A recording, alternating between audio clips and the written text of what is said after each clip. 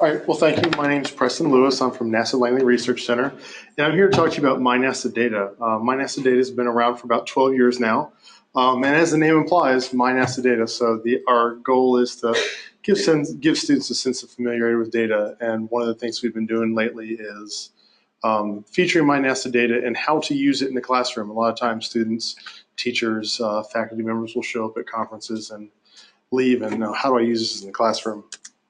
So with students, one thing that we've learned, and we've made a lot of changes as a result of it, is students see different things when they look at the data. When I look at the data, I have a more analytical sense. The first thing that I do is go over to the key and readjust what it is that I'm looking at. When a student sees red, sometimes they think hot. So when they see blue, they think cold. And however, that might not be what they're looking at all. So these next few slides will give you a sense of kind of what's going on. And we found to talk to students, sometimes non-science examples are some of the better ideas to do it. Jumping right in with science can be daunting for some students. So we found that there are good plots, and there aren't as many of those as we thought. So this right here is an example of what we considered a good plot. There are very few things going on. You have a map to produce some familiarity.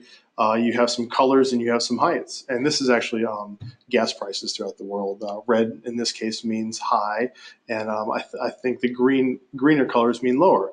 And it's very, very straightforward, and students have the ability to, oh, this is where I live, or this is where someone else lives. So a geographic representation. And depending on the age of the student, this could hit home a little bit more if they drive.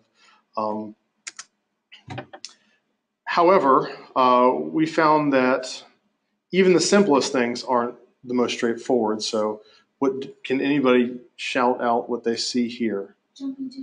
Jumping to conclusions. And unfortunately, this happens a lot more than we realize.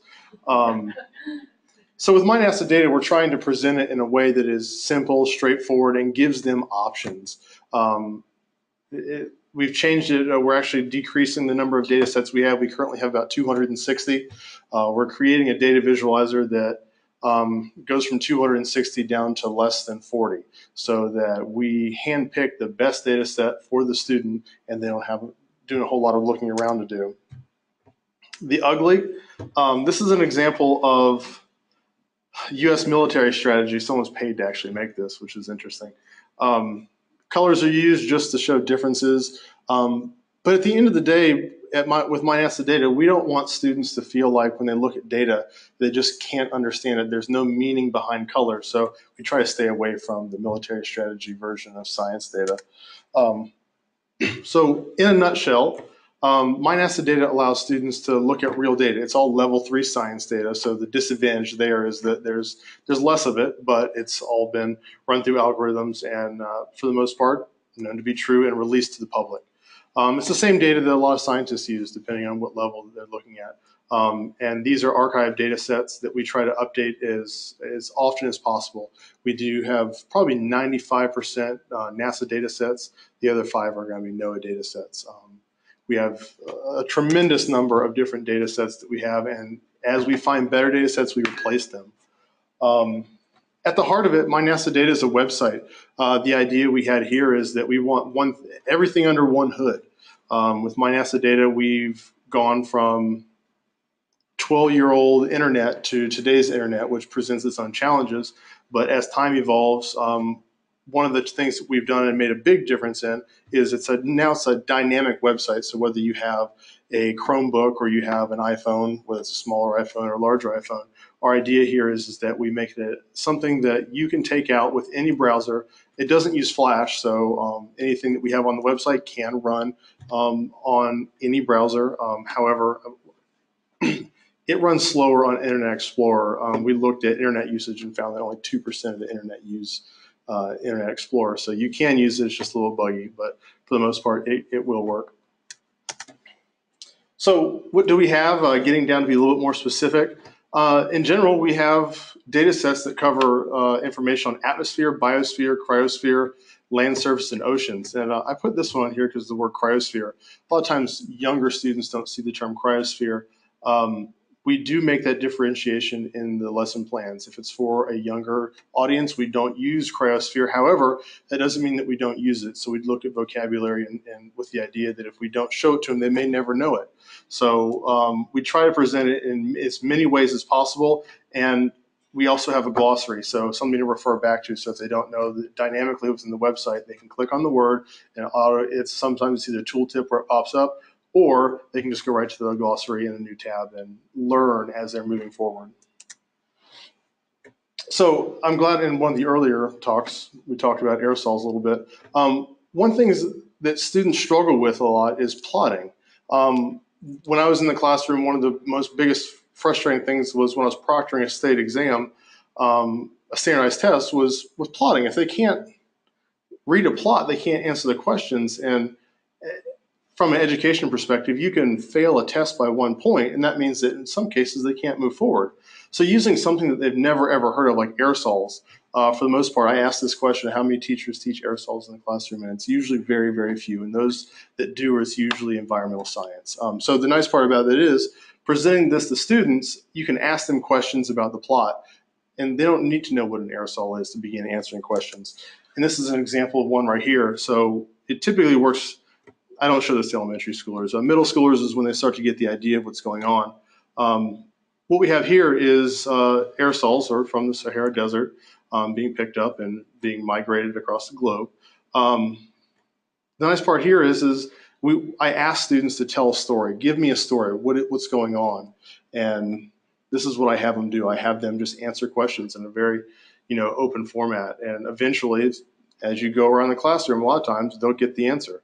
Sometimes there's, some prodding that you have to do, but the nice part is as a class, you can get them to answer a question about a data set they have no idea about. And if they can learn to analyze plots, they can learn to analyze any of them as a group, and what that boils down to is standardized test scores. The nice part about MyNASA data is it has a tremendous number of options in terms of output. This is the basic one that you have, just a latitude longitude plot. And this is an example of color. We looked at all the data sets individually and said, what would be the best color for this? Ran it by a bunch of different teachers, scientists, and in the past, this was our color palette for everything. Now, every data set has its own color palette based on what it is it's showing. We found that, like clouds, for example, we had 100% cloud cover is dark blue and 0% cloud cover is white. I had no problem with that when I looked at it. And then talking to a student, they were like explaining it, giving me the complete opposite answers what I was asking for. And then we realized, oh wait, students see clouds as white. So that's the kind of questions we've been asking about the data sets that we're showing. The other nice part is was just a simple click of a button, and there's tutorials to do this in each one of the lesson plans. It exports an XML file, so you can go right to a globe. And the nice part about this is a single snapshot in time. And once you zoom in, there's actually little itty bitty pixels that you can see to give them some temporal data. So you can see an entire year at a latitude and longitude on the globe. So depending on the functionality of the classroom, you can leverage this as well. And if you have a smartboard in the classroom, all this works on Promethean and smartboard, so it's fun to play around with. Students can even do virtual field trips. I taught a summer class where that was the final project. The question was, should a coal plant be placed where it was, but you have to use MyNASA data and Google Earth. So students know their internet. So another data set that we have is a hurricane data set. It's not a hurricane data set, but it's a sea surface temperature. The odd thing about sea surface temperature and hurricanes are it's one of those intangible things that students can't touch.